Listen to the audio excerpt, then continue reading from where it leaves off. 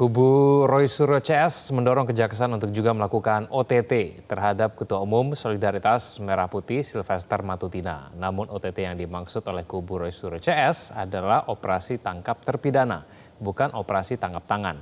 Sylvester Matutina sendiri merupakan terpidana kasus fitnah mantan Wakil Presiden Jusuf Kalla. Operasi tangkap terpidana. Pemenjaraan terhadap terpidana kasus fitnah mantan Wakil Presiden Jusuf Kalla Sylvester Matutina yang masih tertunda membuat geram banyak pihak. Terlapor kasus fitnah ijazah Jokowi palsu, Roy Suryo dan rekan-rekannya sepertinya menjadi pihak yang paling geram. Sebab Sylvester Matutina selama ini menjadi pihak yang paling terdepan membela Jokowi, terutama dalam kasus ijazah. Kubu Roy Suryo CS pun mendesak Kejaksaan Negeri Jakarta Selatan untuk melakukan OTT kepada terpidana Sylvester Matutina. Namun OTT yang dimaksud adalah operasi tangkap terpidana, bukan operasi tangkap tangan. Dan saya harapkan hari ini Kejaksaan juga melakukan OTT terhadap Sylvester Matutina. Apa itu OTT? Operasi tangkap terpidana, ya. Jangan sampai ada terpidana masih bisa berkeliaran yang belum punya status saja, ya, belum punya status loh itu. OTT itu belum punya status, ya. Emmanuel Ebenezer itu belum punya status, tapi bisa ditangkap. Kenapa? Terpidana, ya. Ini kok nggak ditangkap kemarin alasannya sakit. Jangan-jangan bener nih Sylvester ketakutan luar biasa, takut ditangkap oleh jaksa. Belakangan, Sylvester Matutina tengah bermanuver untuk lolos dari bui dengan mengajukan peninjauan kembali atau PK di Pengadilan Negeri Jakarta Selatan. Sidang PK sedianya digelar 20 Agustus lalu, namun karena Sylvester sakit, sidang PK diundur menjadi 27 Agustus 2025. Terkait permohonan PK, maka sesuai dengan Surat Edaran Mahkamah Agung nomor 1 tahun 2012 dan beberapa rumusan dari hasil pleno Kamar di Mahkamah Agung, maka pengaju atau pemohon PK harus hadir di persidangan. Adalah berbeda kalau yang bersangkutan sudah berada di lembaga pemasyarakatan sehingga bisa dilakukan oleh kuasa hukumnya. Jadi kalau dalam hal ini pemohon harus hadir sendiri di persidangan. Sejak vonis dibacakan tahun 2019 silam, hingga hari ini terpidana Sylvester Matutina masih tidak pernah meringkuk di balik jeruji besi. Sylvester malah ditunjuk oleh Menteri BUMN Erick Thohir sebagai komisaris independen di BUMN ID Food atau PT Raja Wali Nusantara pada 18 Maret 2025. Tim Liputan, Metro TV. Rektor Universitas Gadjah Mada, Ova Emilia, kembali menegaskan mantan Presiden Joko Widodo adalah alumni UGM. Jokowi dinyatakan lulus dari pendidikan sarjana di UGM pada 5 November 1985. Dalam keterangan videonya di YouTube UGM menjawab ijazah Joko Widodo, Rektor UGM Ova Emilia kembali menyatakan mantan Presiden Joko Widodo merupakan alumni UGM yang sudah mendapatkan ijazah dari kampus sesuai dengan ketentuan. Ova menyebut Jokowi dinyatakan lulus dari pendidikan sarjana di UGM pada 5 November 1985. Ova juga mengklaim memiliki dokumen autentik perihal keseluruhan proses pendidikan Jokowi di UGM. Dokumen tersebut meliputi tahap penerimaan, proses kuliah, pendidikan sarjana, kegiatan kuliah kerja nyata hingga wisuda. Ova menambahkan dirinya juga mengikuti polemik di masyarakat perihal adanya pihak yang mempertanyakan keaslian ijazah Jokowi sebagai alumni UGM. Bapak Joko Widodo itu masuk tahun berapa dan apa buktinya? Mulai dari mana gitu? Tentunya kan yang meragukan itu yang mestinya justru dia yang mengklaim bahwa misalnya yang menunjukkan bahwa ini loh punya lu asli. Atau punya kamu palsu, punya saya nih yang asli. Kan berarti yang bersangkutan yang menuduhkan itu yang perlu menyampaikan hal tersebut. Sedangkan bagi kami di institusi pendidikan, kami punya bukti, dokumen yang tadi sudah disampaikan oleh Bapak Dekan tentang otentisitas kebenaran dari Bapak Joko Widodo adalah masuk sebagai mahasiswa di UGM, berproses dan kemudian juga mendapatkan ijazahnya pada saat wisuda di tahun 1985. Jadi saya kira mesti kita bagi lah. Kita bagi bahwa jangan merancukan gitu ya antara pertanyaan tadi tentang asli atau palsu kepada institusi pendidikan.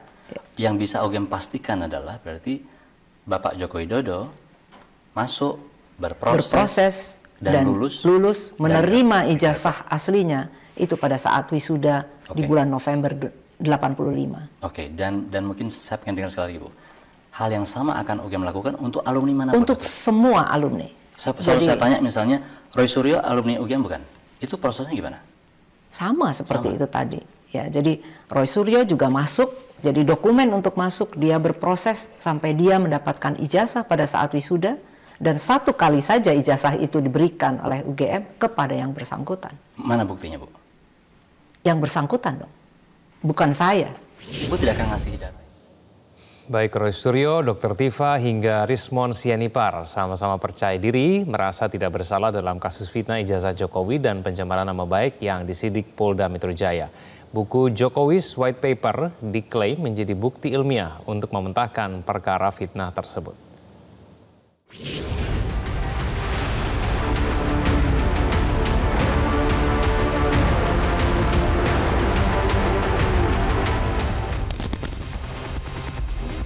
Pemeriksaan para terlapor kasus fitnah ijazah Jokowi dan pencemaran nama baik oleh penyidik Polda Metro Jaya seharusnya bisa menjadi titik terang untuk mengakhiri kisruh ijazah Jokowi yang terus berlangsung berbulan-bulan lamanya.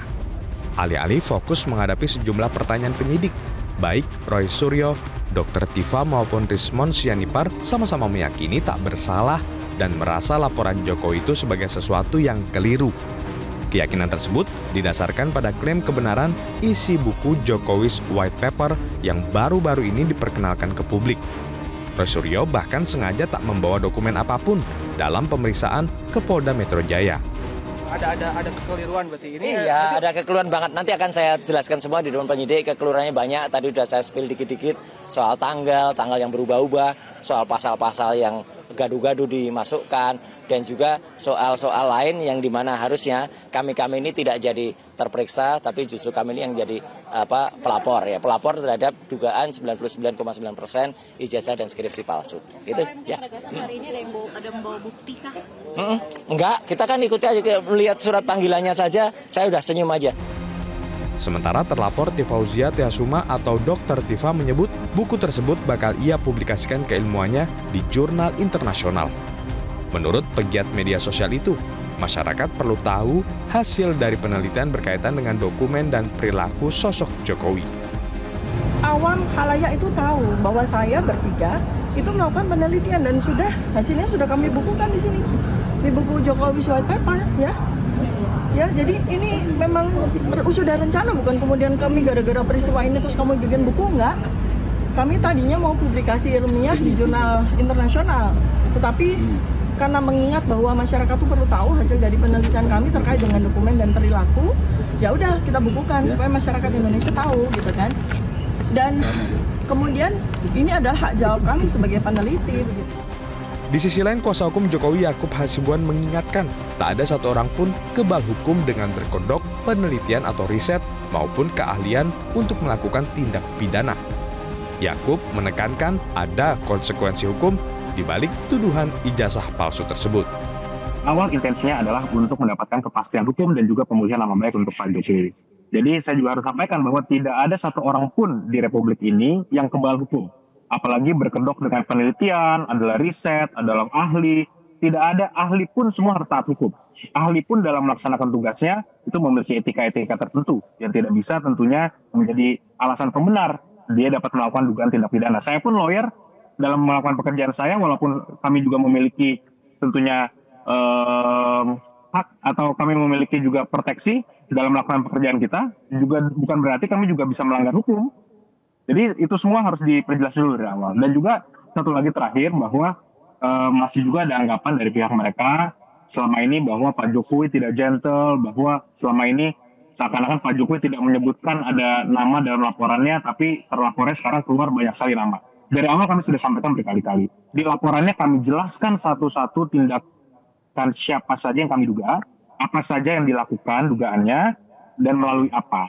Namun karena ini dilakukan melalui sosial media, kebanyakan penyelidik di situ harus juga melakukan penyelidikan apakah benar orang yang kami duga itu memang orang itu. Makanya itu ada pasti penyelidikan di situ. Ternyata di penyelidikan itu ditemukanlah unsur pidana, dinaikkanlah ke penyidikan, baru keluar nama-nama terlapor itu. Tim Liputan Metro TV.